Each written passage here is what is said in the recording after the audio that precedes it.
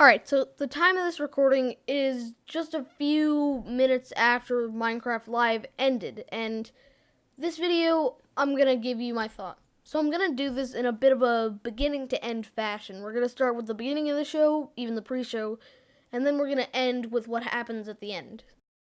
Alright, so the first part of the show was the community pre-show, and I'm not even gonna lie with you, I hated this part. See, the problem with it is that it's a community pre-show, yet pretty much none of the YouTubers and Twitch streamers featured in here are remotely relevant. I think the most relevant person in there was Good Times with Scar.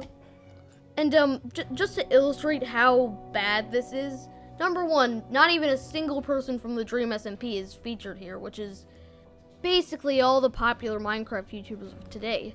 Also, the host of this entire segment plays Roblox Piggy. Roblox Piggy. So after that pre-show that was frankly sort of shit, things get right back on track and we get the reveal that it's gonna be the Caves and Cliffs update. So after that, we get this talk show segment, where the devs, Agnes and a couple other people kind of talk over like how they made this update. That's kind of cool. But we don't care about how, we care about what. So next up on the docket, we have the Lush Caves biome. Now, I wasn't like thrilled about this. This is obviously no main event, but it's cool enough. There's a bunch of stuff, plants, azaleas, there's spore blossoms, glowberries. I think the drip leaf plant will be good for parkour, I guess. But yeah, all around cool. There was also a hint about a mob being added later in the episode. Now, the next announcement I was actually quite excited about, improved cave generation. Now, if you've been playing Minecraft for 4 or 5 years like I have, or even longer, obviously, you pretty much know the ups and downs of caves by now, and this is definitely gonna help. I'm not exactly crazy about having to bring boats into caves, and I've never been a huge fan of water in Minecraft in general, but I'll live. So after rambling about the caves for a little while, they talk about a new biome. Yeah, another one. The Dripstone Caves. And they have stalactite that looks straight out of RLCraft 3D render. Other than that, they actually sound pretty cool. But they drip water. Yeah, I don't want more water in the game right now. There's already going to be more water in the caves. There was already an aquatic update. Why do we have more water? So, after talking about a new biome, a new cave generation, and another new biome, what are we going to talk about next? How about a new biome? So, the biome on its own isn't that interesting yet, because we don't have a ton of info on it. I don't think they've even really said much about it. There's going to be a new mob, but that's about it. The big new thing about it is the Skulk sensors. And let me tell you what, Mumbo Jumbo is going to have a field day with this one. Basically what they are is they're wireless redstone. Yeah, you heard me. Wireless redstone. Now, as a resident not carer of redstone, I don't care about redstone, so yeah, no, this is useless. So next, the devs talk about how Minecraft is a scary game, and then they reveal that there's going to be a new mob.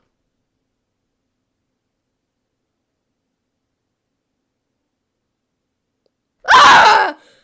Okay, but in all seriousness, this thing is kind of a beast. Like, it does 7 hearts of damage with full netherite on. Alright, the warden is nothing to scoff at.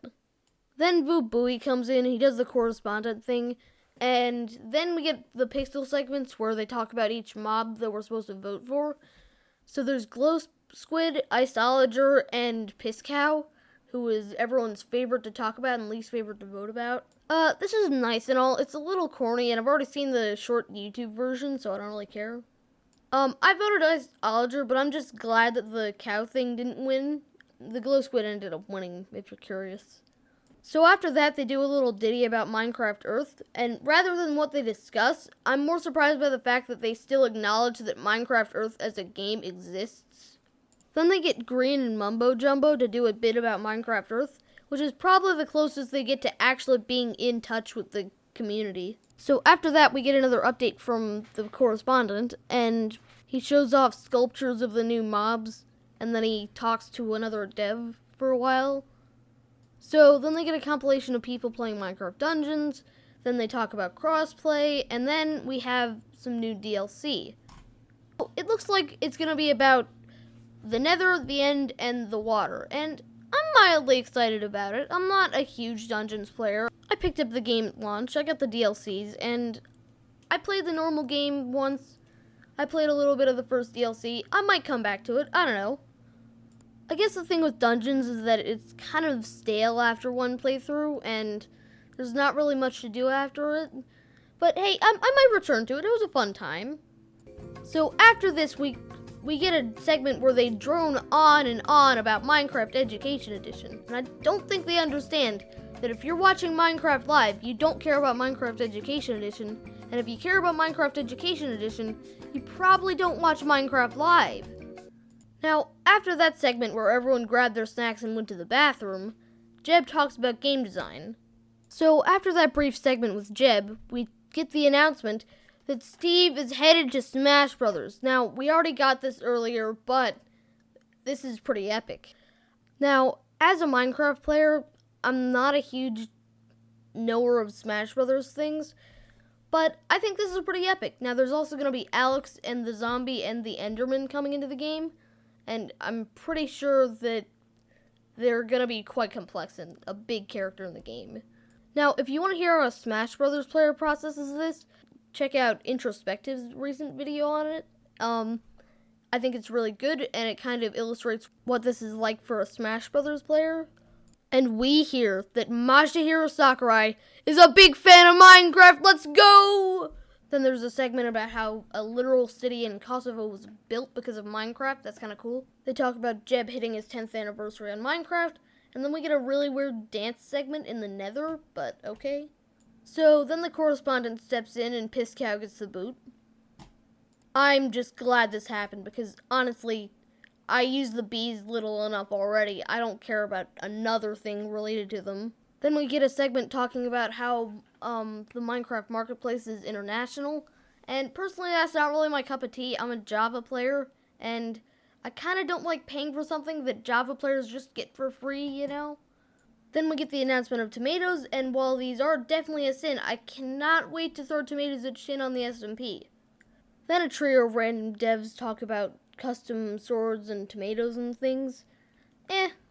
It's more kind of bedrocky, and I don't really care. Then they talk about crystals, or as they call them, amethyst geodes. I don't really know. These don't sound that useful. They make telescopes, which is basically just a gimped out version of Optifine. They look quite good, but the uses are yet to be found, other than the telescope.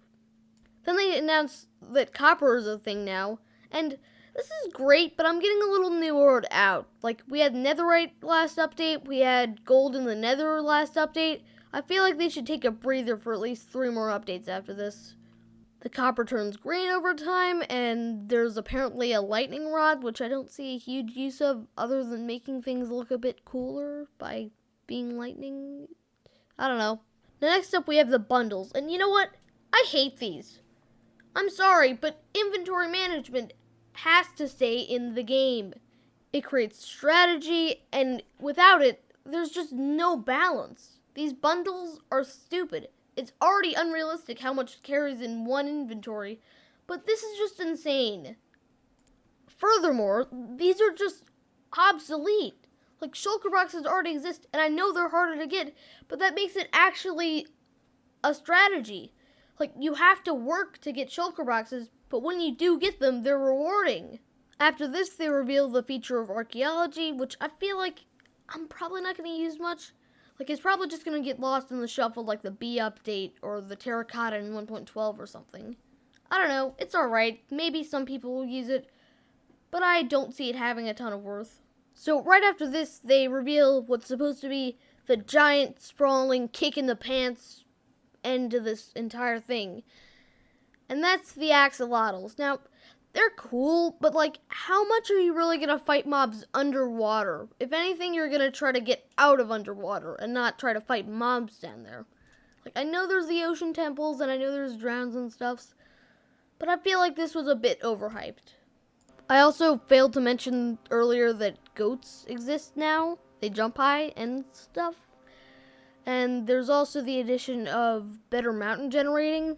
Yeah, there is also a cliff side of this. I forgot about that. So then there's a bit of a montage of all the things we've seen today, and then we get the release date. Summer 2021. Okay, I understand that this update is taking a while and everything, but we have not gotten an update since February, and that's going to remain true in another year. This is absurd.